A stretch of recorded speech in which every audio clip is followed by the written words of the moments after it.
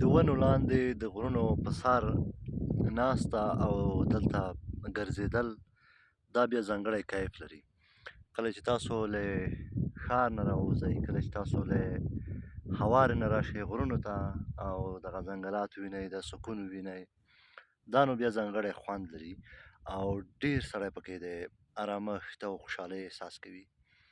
نو زه راغلم سړک نه دې خواته راغلم یو څه او د دې شنه ځنغوزي لاندې کېناستم. وینې ستا نو تاسې وینئ نو ډېر خوند کوي، ډېر سړی روحاً او داسې سکون احساسوي. نو انشاءالله ویډیوګانې به در باندې ووینم. دا منځکی سیمه ده، منځکی په دې کې نو ډېر زیات جنګونه شوي دي.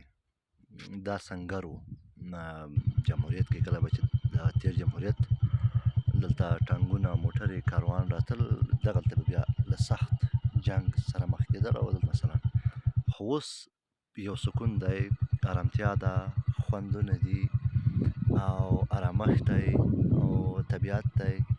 دا ټول شیان په دې غرونو کې شته.